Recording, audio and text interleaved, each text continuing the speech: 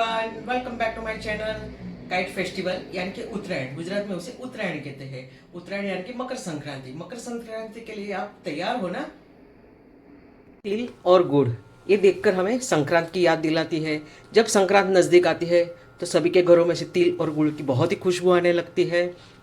का पर्व अलग अलग प्रदेश में अलग अलग रूप से मनाया जाता है। गुजरात में उत्तरायण नाम से मनाया जाता है। उत्तरायण यानी कि काइट फेस्टिवल। महाराष्ट्र में तिल गुड़ के लड्डू के साथ और हल्दी कुंकू के साथ सेलिब्रेट करते हैं। पोंगल भी मनाया जाता है साउथ में। पंजाब में लोहड़ी मनाया जाता है। इस तरह हमारे देश में अलग अलग प्रदेश में अलग अलग रूप से मनाया जाता है संक्रांत का पर्व। अब आज की जो जनरेशन है उसे उत्तरायण मालूम नहीं है। उत्तरायण क्या होता है? सूर्य की दिशा चेंज होती है, उत्तर की तरफ जाता है सूर्य, उसे उत्तरायण कहते हैं। तो गुजरात में उस दिन काइट फेस्टिवल भी रहता है, क्योंकि हवा का दबाव बहुत ही अच्छा रहता है। काइट उड़ाने के लिए अच्छा समय रहता है, इसलिए वहाँ काइट फेस्टिवल मनाया जाता है। लेकिन गुजरात में एक काइट फेस्टिवल के साथ साथ एक दूसरा भी पर्व रहता है, उसको कहते हैं खिचड़ो। खिचड़ो बोले तो जो बनाया हुआ जो रेसिपी है वो नहीं, पहले रेसिपी के पहले वाला जो खिचड़ा है वो मैं आज आपके साथ शेयर करूँगी। के साथ शेयर कर रही हूँ कि खिचड़ा क्या होता है। तो खिचड़ा मैके से आया हुआ एक धान्य है जो 5 से 7 टाइप का धान्य रहता है।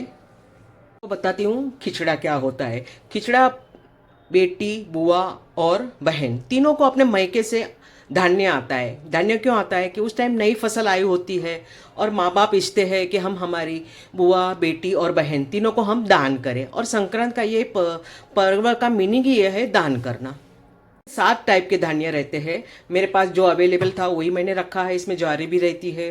धान्य के साथ साथ सब्जी भी आती है, क्योंकि उनका खुद का खेत रहता है और पहली फसल आती है तो उनकी ऐसी इच्छा रहती है कि अपनी बुआ, अपनी बहन और बेटी को दान किया जाए। अब देखिए, संक्रांत के समय बहुत ही फ्रेश सब्जियां भी मिलती है।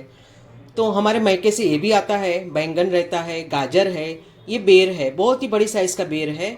उसके साथ खजूर है, तिल और गुड़ के लड्डू भी रहते हैं। और ये हरभरा बोलते हैं इसको। हरभरा यानी कि ग्रीन वाला चना। ये आज की जनरेशन को ये मालूम नहीं होगा। ये बेर क्या है वो भी आज की जनरेशन को मालूम नहीं होगा। अब यह सभी वस्तु को मिक्स करने के बाद उसमें से खिचड़ा बनाया जाता है और इसको खिचड़ा कहते हैं। आपको बताती हूँ, जिस बेटी की पहली संक्रांत है, शादी के बाद जो पहली संक्रांत आती है, तभी उसको इस टाइप का तांबे का बर्तन दिया जाता है। उसे हांडी, देगची कुछ भी कहते हैं। उस टाइप का बर्तन दिया जाता है। उसके अंदर ये सब खिचड़ा भर के भेजते हैं।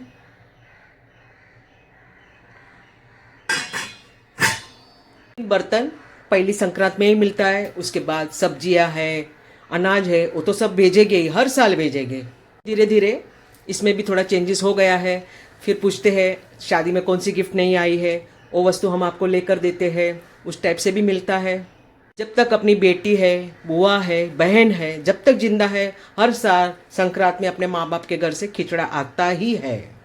अब समय के अभाव के वजह से क्या होता है, फिर पैसे भी भेज देते हैं कोई कोई पेरेंट्स अपने बेटियों को। तो यह था गुजरात का खिचड़ा। ये कच्चा वाला है। पकने के बाद जो बनता है उसे भी खिचड़ा ही कहते हैं, क्योंकि सब मिक्स रहता है इसलिए खिचड़ा। अगर हम रोज़ बनाते हैं वो खिचड़ी, उसमें ज़्यादा कुछ हम डालते नहीं है। जो सब इंग्रेडिएंट्स है उसमें से हम थोड़ा थोड़ा मिक्स करके कुछ एक वैरायटी बनाने वाले हैं। उसके लिए आप बने रहिए मेरे साथ। खिचड़े के साथ साथ चावल और गन्ना भी आता है, जो मैं भूल गई थी, अब मैं आपको बता रही हूँ।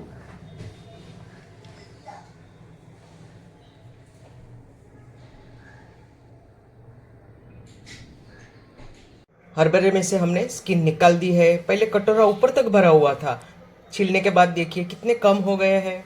अब एक बर्तन के अंदर मैं पानी ले रही हूँ।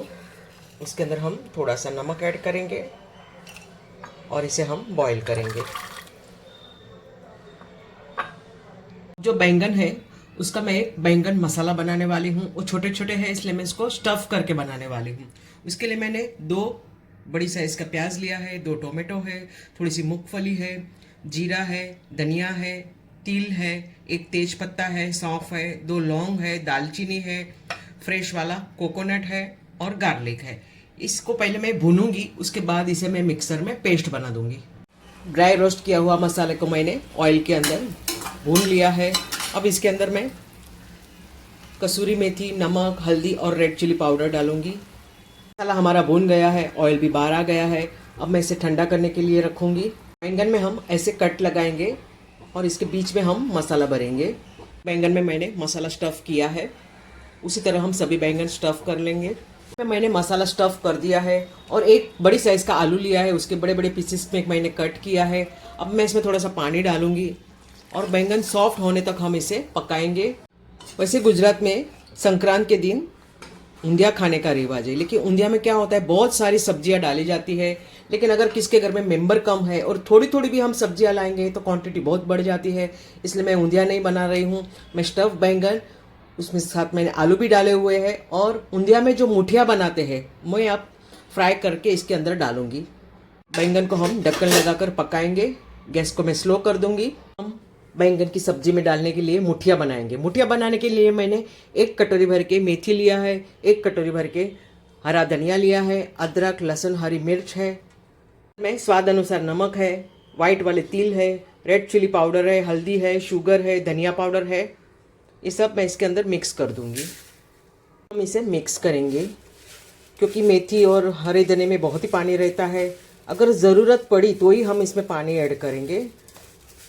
अब इसके अंदर हम आटा मिक्स करेंगे। आटे में मैंने हाफ कटोरी गेहूं का आटा लिया है, हाफ कटोरी बेसन लिया है, हाफ कटोरी चावल का आटा लिया है। अब हम इसे मिक्स करेंगे और एक सख्त आटा बनाना है, सॉफ्ट नहीं बनाना है। ये थोड़ा क्रिस्पी बनेगा और सॉफ्ट बनाने के लिए मैं इसमें थोड़ी सी खाने वाली सोडा डाल रही हूँ, 2 पिंच है। इसी का जो जार है उसमें मैंने अदरक लहसुन पीसा था, उसमें से मैं 1 से 1.5 स्पून जितना इसमें पानी डालूंगी। एक सख्त आटा हमने रेडी कर दिया है।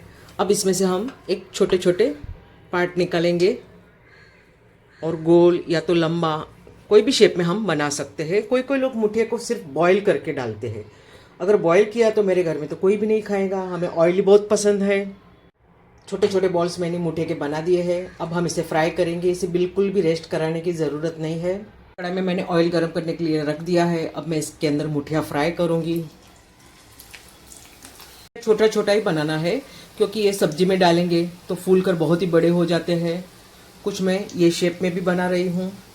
सब्जी तक तो मुझे लगता नहीं कि मुठिया पहुँचेगा, चाय के साथ ही खा जाएंगे। बैंगन की हमारी सब्जी रेडी हो गई है। एक आलू को मैंने मैश करके देखा है, पक गया है और बैंगन तो उससे भी सॉफ्ट था तो पक ही गया होगा। ये हुए मुठिया इसमें डाल सकते हैं अभी, लेकिन मैं अभी डालूंगी तो ये बहुत ही सॉफ्ट हो जाएगा और हमारी ग्रेवी एकदम गाढ़ी हो जाएगी। तो जब हम परोसेंगे ना थाली, उस टाइम में मैं इसके ऊपर रखूंगी, सब्जी के ऊपर। गाजर का हलवा भी हमारा ऑलमोस्ट रेडी हो गया है। मावा भी मैंने डाल दिया है, इलायची का पाउडर भी डाला है। अब काजू और बादाम को जो स्लाइस में कट किया है वो भी मैं इसमें डाल दूंगी। तवे में मैंने हाफ स्पून के जितना ऑयल गर्म करने के लिए रख दिया है। अब इसके अंदर मैं 1/4 स्पून जीरा डालूंगी। हमारा लाल हो गया है। अब इसके अंदर मैंने जो हरभरा बॉईल किया था वो मैं डालूंगी। ये बॉईल किया हुआ है, इसे हमें ज़्यादा पकाना नहीं है। गैस को मैंने बंद कर दिया है। इसके अंदर मैं कटी हुई हरी मिर्च और टोमेटो ऐड करूंगी। कटी हुई प्याज भी ऐड करेंगे और हरा धनिया। नमक बॉईल करते समय मैंने डाला हुआ है, इसलिए अब नहीं डाल रही हूँ। इसके ऊपर मैं थोड़ा सा चाट मसाला डालूंगी। उसके बाद हम थोड़ा सा लेमन ड्रॉप्स डालेंगे। गुजरात में काइट फेस्टिवल रहता है, तब बच्चे ना छत पे जाके काइट उड़ाते हैं और मम्मी लोग एक काम करती है, बहन रहती है, भाभी रहती है, बस वो लोग पूरे दिन उनको कुछ ना कुछ खाने का सप्लाई करते रहते हैं। कभी पकोड़े बनाओ, कभी ये बनाओ, चालू ही रहता है। हरभरा का ये चटपटा चाट रेडी है। ये चने की हम ग्रेवी भी बना सकते हैं, बहुत ही अच्छी लगती है। ग्रीन कलर में बनाएंगे तो बहुत ही बढ़िया लगेगा, कभी ट्राई करके देखना। हम इसके ऊपर रेड चिली पाउडर भी डालेंगे, थोड़ा स्पाइसी भी होना चाहिए ना। संक्रांत के दिन बहुत सारे प्रदेशों में खिचड़ी खाई जाती है। गुजरात में संक्रांत के दिन 7 धान्य, गेहूं रहता है, ज्वारी रहती है, बाजरी रहती है, चना रहता है, चावल रहते हैं, दाल रहते हैं, ऐसे 7 टाइप के धान्य मिक्स करके एक खिचड़ा बनाते हैं। लेकिन मैंने अभी अभी राजस्थानी थाली में बाजरे की खिचड़ी बनाई थी, इसलिए मैंने सोचा मैं अब वापस रिपीट नहीं करूंगी, इसलिए मैंने मूंग दाल की खिचड़ी बनाई है। अब ओणम रहता है तो ओणम में भी वो लोग खिचड़ी बनाते हैं। एक मीठी खिचड़ी रहती है जो गुड़ डाल के बनाते हैं और एक में नमक डाल के बनाते हैं। इसके पहले मैंने महाराष्ट्र में कैसे संक्रांत मनाते हैं वो मैंने आपके साथ शेयर किया था। आपने नहीं देखा है तो मेरी चैनल में जाके आप देख सकते हो। आपको आज की मेरी उत्तरायण वाली रेसिपी कैसी लगी? अगर अच्छी लगी है तो प्लीज़ कमेंट्स में मुझे बताइए। संक्रांत के समय ठंडी की सीज़न रहती है तो ठंडी में खाने के लिए खजूर भी सर्व करते हैं, तिल और गुड़ के लड्डू भी रहते हैं, शुगर केन है ये भी गर्म ही रहता है। तो आपको आज का मेरा उत्तरायण वाला प्रयास अच्छा लगा है तो प्लीज़ कमेंट्स में मुझे बताइए। आज मैंने आपके साथ शेयर किया खिचड़ा प्रथा क्या है, और बहुत से प्रदेशों में भी खिचड़ी आती है मायके से, तो आपके उधर भी ऐसा आता है क्या खिचड़ा? और आज मैंने ये ब्लैक कपड़े पहने हैं। आप सोचते होंगे फेस्टिवल के समय ब्लैक कपड़े पहने हैं, तो ये महाराष्ट्र में प्रथा है, संक्रांत के दिन काले कपड़े पहने जाते हैं। क्यों पहने जाते हैं? क्योंकि सूर्य नारायण दक्षिण से उत्तर की तरफ जाते हैं, इसलिए काले कपड़े पहनते हैं। आपको आज की मेरी वीडियो अगर अच्छी लगी है तो प्लीज़ लाइक कीजिए, शेयर कीजिए, सब्सक्राइब कीजिए, बेल आइकन दबाना ना भूलिए। फिर मिलूंगी और एक नई वीडियो के साथ।